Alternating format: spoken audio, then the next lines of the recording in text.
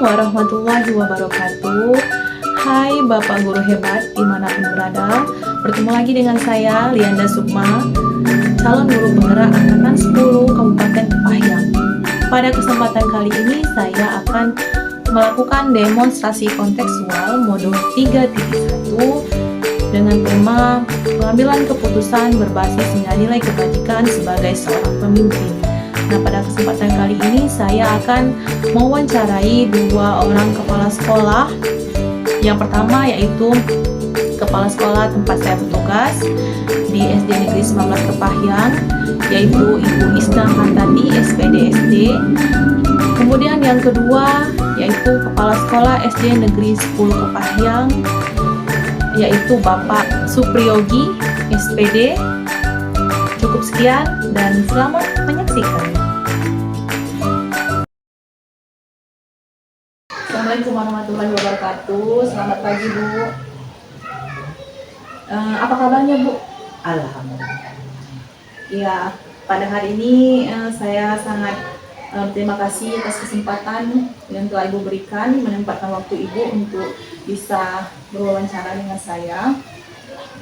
Di sini saya ingin mengajukan beberapa pertanyaan kepada Ibu mengenai pengambilan keputusan dilema etika ataupun rujukan moral yang terjadi di sekolah.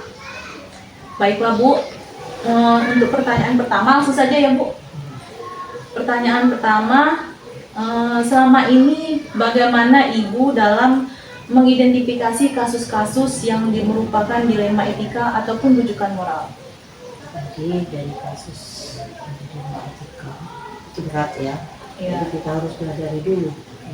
Itu tuh kasus itu apakah termasuk kasus dilema etika atau bukan? Ya. Jadi kita lihat dulu, kita identifikasi dulu. Memang harus diidentifikasi kasus-kasus itu ya. Karena tidak bisa kita langsung mengambil keputusan bahwa itu adalah harus kita tetapkan, tetapi kita harus pelajari dulu itu termasuk kasus itu termasuk dilema etika atau bukan. Iya, begitu ya, Bu. Lanjut pertanyaan kedua, Bu. Selama ini bagaimana Ibu menjalankan pengambilan keputusan di sekolah Ibu, terutama untuk kasus-kasus di mana ada dua kepentingan yang sama-sama benar atau sama-sama mengandung nilai kebajikan? Nah, itu harus kita identifikasi terlebih dahulu seperti tadi kan. Ya. Ya, kita kasus-kasusnya kita identifikasi dulu, kita analisa dulu ya. Kita kasus-kasus itu berdampak ya kebalikannya ya. Jadi itu yang harus kita lakukan. Jadi tidak langsung kita nyatakan bahwa kita putuskan, tetapi harus kita identifikasi, kita analisa terlebih dahulu kasus yang ada itu. Selanjutnya, Bu, langkah-langkah atau prosedur seperti apa yang biasa Ibu lakukan selama ini? Nah, itu ya, kita identifikasi, kita analisa, kita ajak rembuk teman-teman stakeholder di sekolah. Kasus yang ada itu kita ajak bekerja sama, kita bahas bersama kasus itu yang kita hadapi. Nah, ini kan ya. Ya. Oke, Bu, selanjutnya hal-hal apa saja yang selama ini Ibu anggap paling efektif dalam pengambilan keputusan pada kasus-kasus yang merupakan dilema etika? Ibu yang paling efektif itu harus mengambil pendapat dari Ibu. Tidak bisa memutuskan sendiri ya, karena kalau Ibu memutuskan sendiri itu dampaknya akan lebih tidak baik ya. Jadi dengan Ibu meminta pendapat dengan teman-teman, nah sehingga kasus yang kita akan putuskan ini teman-teman juga tahu ya. Tidak ada misalnya kalau teman yang tidak tahu dengan kasus ini, Ibu langsung putuskan, mereka mungkin tidak setuju ya, sehingga malah ini dampak buruknya akan lebih banyak. Jadi lebih efektif itu kita bekerja sama bagaimana kita menyelesaikan kasus yang ada.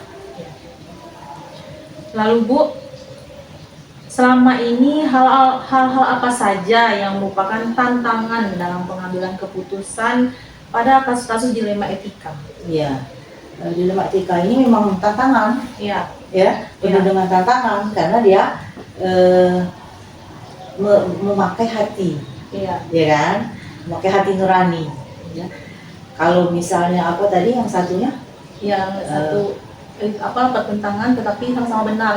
Iya, kalau yang itu kan kalau salah benar, Iya. kita ya langsung aja kita putuskan Iya. ini benar, ini salah. Tapi kalau ini sama-sama benar, namun nanti iya, efeknya yang mau dilihat. iya, ya. jadi kita lihat yang mana yang dampak positifnya lebih besar. Iya.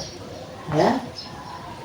Selanjutnya, apakah Ibu memiliki tata kala atau jadwal tertentu dalam penyelesaian kasus dilema etika? Apakah Ibu langsung menyelesaikan di tempat atau memiliki jadwal untuk menyelesaikannya? Bentuk prosedur seperti apa yang Ibu jalankan? Rasanya tidak, ya. Tidak ada jadwal tertentu. Kalau Ibu punya kasus ya kita renungi dulu lah, kita pelajari dulu, kita telusuri dulu ya. Iya. Tidak serta-merta kita langsung ini besok langsung kita putuskan itu, tidak. Kita pelajari dulu, ya, kita renungi dulu, kita bicarakan dulu, ya kan? Iya. Karena kasus ini berat, dia sama-sama ini ya, sama-sama memiliki nilai kebenaran, ya. Lalu, adakah seseorang atau faktor-faktor apa yang selama ini mempermudah atau membantu Ibu dalam mengambil keputusan dalam kasus-kasus dilema etika? Iya, dilema etika ini ya faktor pendukungnya. Sebenarnya dilema etika ini seringkali kita bertentangan batin, ya kan? Bertentangan batin. Jadi faktor-faktor ini, faktor pendukung yang harus kita miliki, yaitu dengan meminta pendapat, ya kan? Kita minta pendapat, musyawarah dengan teman-teman sejawat, ya, karena kita tidak bisa menuruti hati nurani kita sendiri, ya kan, batin kita sendiri. Itu bisa berdampak. Akhirnya ini faktor keburukannya akan lebih besar kalau memang itu tidak kita putuskan dengan bijaksana, ya kan? Jadi harus bijaksana, ya, harus musyawarah, itu kan yang paling penting itu. Menurut Ibu itu paling penting. Oke, sekarang ini pertanyaan terakhir ya Bu. Dari semua hal yang telah disampaikan tadi, pembelajaran apa yang Ibu petik dari pengalaman Ibu selama ini dalam mengambil keputusan dilema etika? Jadi pembelajarannya yang Ibu petik bahwa Ibu di sekolah ini sebagai pemimpin, Ibu bukan tidak kerja sendiri, ya. Ibu bukan bekerja sendiri, bukan mengambilkan keputusan sendiri. Ibu menjadi ditanggung jawab menjadi seorang pemimpin di sekolah ini. Apapun yang ada masalah di sekolah ini harus ada musyawarah, ya kan? Tidak bisa kita mengambil keputusan sendiri. Apapun, bukan hanya dilema etika saja, ya kan? Apapun hal yang kita lakukan, yang kita rencanakan, yang kita putuskan di sekolah ini harus ada kerjasama dari pihak-pihak yang terkait, guru, wali siswa, ya kan, semuanya. Ya, itu saja ya Bu. Saya rasa cukup ya Bu untuk wawancaranya hari ini. Ya. Terima kasih atas kesempatan dan waktu yang telah Ibu berikan. Saya ucapkan terima kasih sekali lagi dan saya akhiri ya Bu. Assalamualaikum warahmatullahi wabarakatuh. Iya, sukses selalu buat kalian. Ya, assalamualaikum warahmatullahi wabarakatuh. Waalaikumsalam warahmatullahi wabarakatuh. Selamat pagi Pak. Pagi. Ya, apa kabarnya Pak? Alhamdulillah sehat walafiat pagi. Ya, alhamdulillah, syukurlah. Semoga Bapak selalu sehat, selalu bisa memimpin sekolah ya Pak. Amin. Selalu bisa membagi ilmunya kepada kami Insya Nah. Allah. Baiklah Pak, sebelumnya saya ingin berterima kasih karena Bapak telah memberikan waktunya, menyempatkan waktu untuk bisa bertemu dengan saya untuk dapat saya wawancara pada hari ini. Baiklah Pak, langsung saja kita Ya. ke sesi wawancara. Ya, ya. Di sini ada beberapa pertanyaan yang ingin saya sampaikan. Ya. Oke Pak, yang pertama, ini selama ini bagaimana Bapak dapat mengidentifikasi kasus-kasus yang merupakan dilema etika atau rujukan moral? Ya. Saya dalam hal ini tentu akan mengidentifikasi terlebih dahulu dan menganalisis terlebih dahulu apakah ini kasus yang termasuk dilema atau rujukan moral. Iya, iya betul sekali ya Pak. Jadi Bapak di sini melihat dulu apakah sama-sama ada nilai benar ataukah ada nilai benar salahnya, seperti itu ya Pak ya. Iya. Iya, kita lanjut ke pertanyaan kedua ya Pak. Iya. Selama ini bagaimana Bapak menjalankan pengambilan keputusan di sekolah Bapak, terutama untuk kasus-kasus di mana ada dua kepentingan yang sama-sama benar atau sama-sama mengandung nilai kebajikan? Iya, dalam hal ini saya harus memahami terlebih dahulu tentunya nilai-nilai apa saja yang bertentangan dengan nilai-nilai kebajikan, apa saja yang ada pada kasus-kasus tersebut. Iya. Jadi di sini Bapak melihat ya Pak nilai-nilai Iya, kebajikan yang iya. ada dalam kasus Iya, tersebut. harus kita lihat dulu sebelum kita menentukannya. Iya. Baiklah Pak, selanjutnya langkah-langkah atau prosedur seperti apa yang biasa Bapak lakukan selama ini? Iya, untuk menentukan kelanjutannya, yang pertama tentu kita melihat siapa yang terlibat. Yang kedua tentu mengumpulkan fakta-fakta yang relevan, dan yang ketiga membuat keputusan dan merefleksikan kasus tersebut. Oke Pak. Hmm. Baik Bapak, Iya. selanjutnya hal-hal apa saja yang selama ini Bapak anggap efektif dalam pengambilan keputusan pada kasus-kasus dilema etika? Iya, sebagai kepala sekolah tentunya dia akan mengambil fakta-fakta di lapangan. Setelah itu mendiskusikan dengan dewan guru dibantu oleh para wali murid di sekolah. Itu hal yang paling efektif ya Pak? Iya.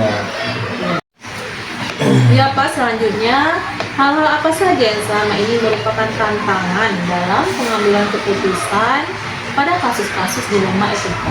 Iya, sebagai kepala sekolah tentunya tidak semudah menentukan kebijakan. Untuk itu biasanya yang dihadapi adalah pertentangan antara nilai-nilai kebajikan yang kita percayai. Iya. Oke Pak. Iya loh.